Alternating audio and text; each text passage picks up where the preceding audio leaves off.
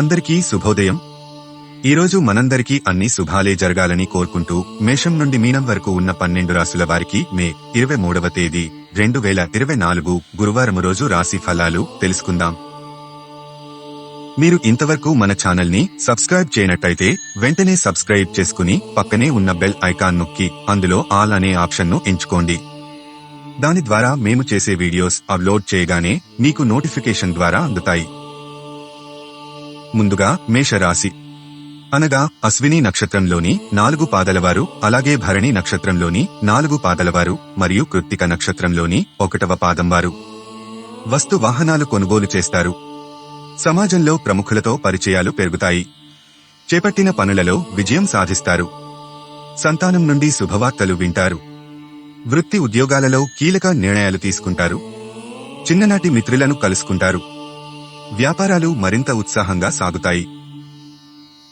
వృషభ రాశి అనగా కృత్తిక నక్షత్రంలోని 2, 3, 4వ పాదం వారు, అలాగే రోహిణి నక్షత్రంలోని 4 పాదలవారు మరియు మృగశిర నక్షత్రంలోని 1, 2వ పాదం వారు.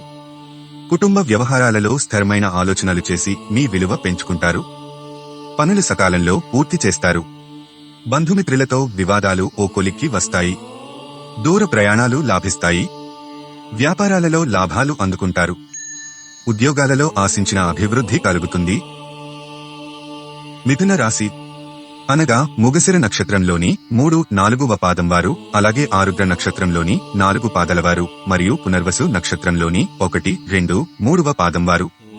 ప్రయాణాలు వాయిదా వేయడం మంచిది. బంధుమిత్రులతో ధన వ్యవహారాలలో జాగ్రత్తగా ఉండడం మంచిది.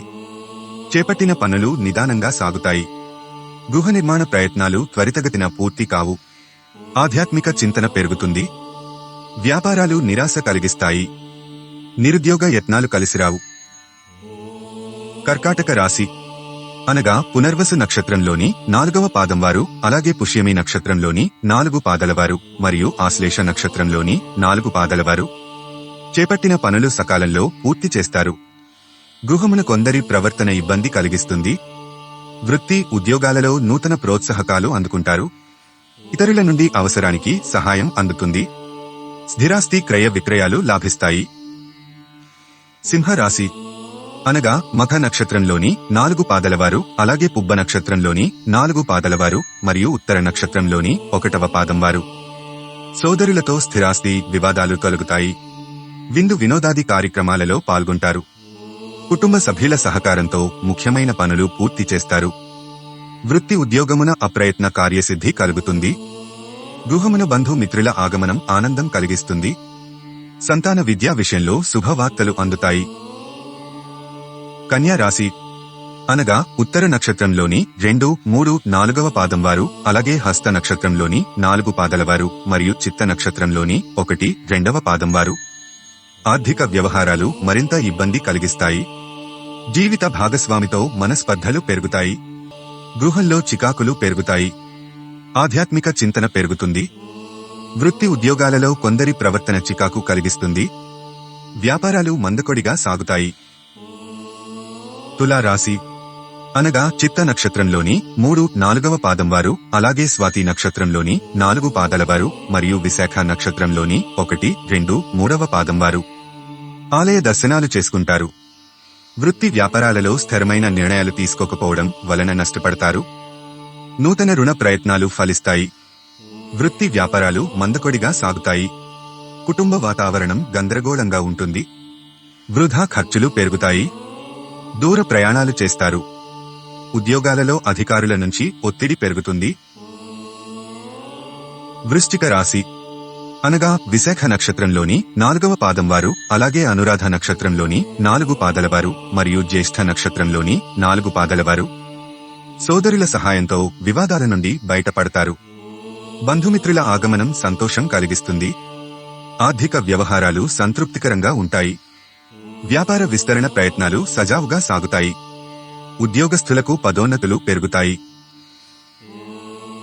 ధనస్సు రాశి అనగా మూల నక్షత్రంలోని 4 పాదలవారు, అలాగే పూర్వాషాఢ నక్షత్రంలోని 4 పాదలవారు మరియు ఉత్తరాషాఢ నక్షత్రంలోని 1వ పాదం వారు.